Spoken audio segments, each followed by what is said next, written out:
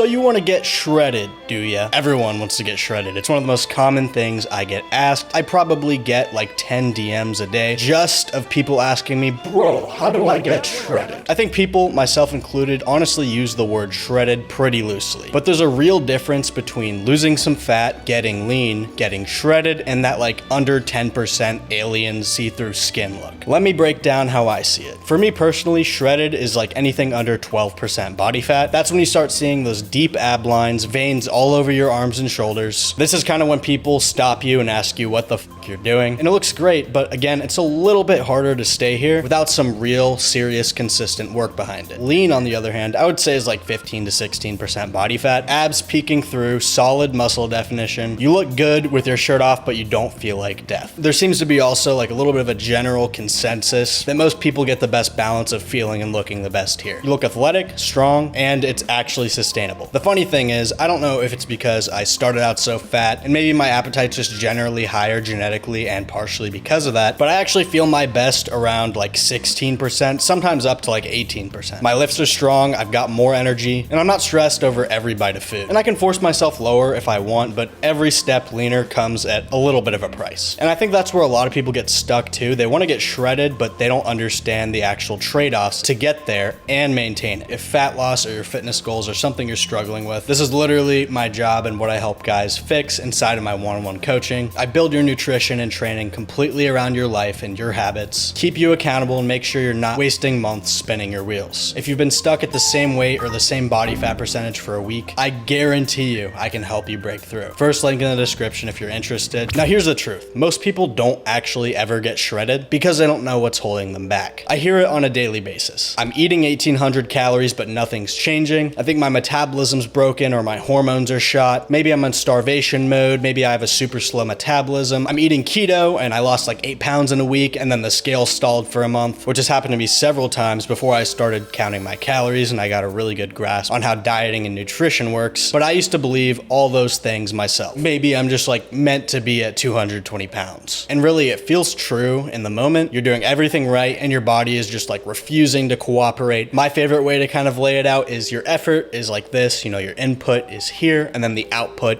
is here. There's a sort of mismatch between the work you're putting in and how everything feels versus the results you're getting and what you're seeing out of that work. There's a lot to say and unpack on this, but the reality is starvation mode or even weight loss stalls in general usually doesn't really work the way people imagine. So quickly, your body isn't just gonna stop burning fat because you ate too little or you ate less. What's really happening is way simpler, and that's just the fact that you're not consistently in a calorie deficit. Now let me explain what this looks like in real life. Let's say you diet Monday through Friday, you're absolutely perfect, going nuts, 30 minutes of cardio before work, 30 minutes of cardio after, hitting the gym, picture perfect calories, but then you just kind of let loose on Saturday and Sunday. And then, I really hate to say it, but you may or may not have erased the whole week's worth of progress you just made. I know this is true for myself and my appetite, but a couple nights of overeating really can a little bit too easily like cancel out 5 super strict days. A lot of people do this and they make the mistake of going absolutely insane Monday or even like Monday through Wednesday. And then motivation kind of dips from the fuck up and you sort of return back to like the regular kind of level of dieting on Thursday and Friday. Like you wake up Monday morning, you're absolutely pissed at the scale, throw in an extra 45 minutes to an hour of cardio, do that through Wednesday, hit like 1,000 calorie, 1,500 calorie deficit, motivation dips a little bit. Thursday, Friday, maybe you kind of snap back into reality, hit like a 500, 750 calorie deficit. By the time it's the weekend, you know, you're not feeling too bad, but you're pretty hungry. You feel like you worked super hard during the week and you earned it or something. Then you wipe out all your progress and you end back up in the endless cycle. To fix this, there's 2 main things I recommend. Number 1 is something I call smoothing the curve. The idea is we don't want our calories in our diet looking like this. It's the exact opposite of consistency and how you wreck yourself mentally and maybe even a little bit physically. So instead of going absolutely balls to the walls for a couple days or like the first half of the week, make it your focus to tone things back a little bit and try to make your diet easier and more sustainable. Whether this means decreasing your deficit from like a 1,500 or 1,000 calorie deficit down to something more manageable like a 750 or 500 calorie deficit, or incorporating some of the low calorie, high protein, little Debbie fuck ass food swaps that I make a ton and I make for my coaching clients to make the diet feel easier and allow you to hit your calories, hit your protein while still enjoying the diet and having fun on the weekends. Doesn't even mean you have to keep the exact same calorie calories every day either. Maybe during the week you eat like 2,000 calories a day, and then on weekends you eat like 2,300. That's leagues better than doing something crazy like 1,500 during the week and then swinging up to like 3,000 on the weekends. And then if you track like 80% of your meals, but forget about the sauces, oils, licks, bites, little snacks between, I mean, a tablespoon of olive oil is 120 calories. 2 of those is basically a whole protein shake, except you're not getting any protein out of those calories. Olive oil, yeah, it's healthy fats, but it's not exactly conducive to superior workout performance either. And if you're trying to cut, I highly doubt liquid calories and boosting your healthy fats is the primary concern for you. And even if it is a big concern for you, there's way better options that'll actually be substantial food and put something in your stomach instead of just completely wasted calories that you don't even notice. So if you tell yourself you're on a 2,000 calorie diet, but you're tracking things a little loosely, maybe guesstimating here and there, you don't have a food scale, you might be closer to like 2,400, maybe even 2,600. So you feel like you're in this grind where nothing works, but in reality, you're just not in a consistent deficit for long enough, which is the number one reason why people don't get shredded, especially the lighter you get, because as the scale goes down, you burn less and less calories, and you have to get stricter and stricter about things in order to keep up your progress. It's that inconsistency. But there's actually another tied number one reason as to why most people don't get shredded, which has nothing to do with diet or training. It's impatience. People don't want to get shredded in a week or in a month. They want to get shredded yesterday. We live in a world where if the scale doesn't move for 3 days, people panic. And I totally get it because I used to be the exact same way. You think you're broken, like your body just completely f***ed you on a genetic level, slash calories way too hard, or you just quit completely. But the harsh reality is that fat loss takes time, and a lot of it. Your body's not just gonna instantly show you results just because you strung together 5 good days. Or I guess, depending on how lean you are and how aggressive you went, you might actually see results in 5 to 7 days. But I don't wanna put that thought in your head, don't get impatient. But think about it, 1 pound of fat is 3,500 calories. If your deficit is 500 calories a day, that's a full week just to drop a single pound. And that's assuming you were consistent all 7 days. To paint it even further, if you do an hour of pretty fucking hard cardio, you might only burn like 500 to 600 calories for an hour of cardio. So to lose a pound of real fat tissue, that means at that pace, you would have to do like 6 or 7 hours of real cardio. And your weight can bounce up and down 2 to 3 pounds, maybe even a little bit more, overnight just from water, carbs, or sodium. So if you're only looking at the daily scale, you might end up convincing yourself something's not working or something's off when it actually is working and everything's going totally smoothly. And even when you are losing fat, you might not look shredded yet because it takes weeks or months for these small visual changes to actually stack up. What happens instead? Well, people rush, push their calories way too low, add hours of cardio in, and just burn themselves out completely. Try to force 6 months of progress into 6 weeks, and the result is always the same. You end up falling off, quitting, or rebounding super hard. Getting to 12% or below isn't about being perfect for 5 days in a row. It's about stacking months of good enough consistency. You have to zoom out and realize that the process works, but only if you give it the time to actually work. You have to have the patience and the consistency to stay locked in long enough for the results to actually show. Let me give you my own example because I've made pretty much every mistake that you could possibly make when it comes to this stuff. Back when I was heavier, I thought I was dieting properly and my nutrition was dialed in just because I was eating under 2,000 calories, oftentimes under like 1,600 to be honest. It felt like the lower calories, the better. And the way I was eating was complete garbage. Cookies, chips, fast food, whatever I wanted. Protein barely existed in my diet. I was genuinely maybe hitting like 40 grams a day some days. So technically, I might hit the number, but I felt awful and didn't look that great, honestly, either. I was constantly hungry, had no energy, and I wasn't building any of the habits or muscle that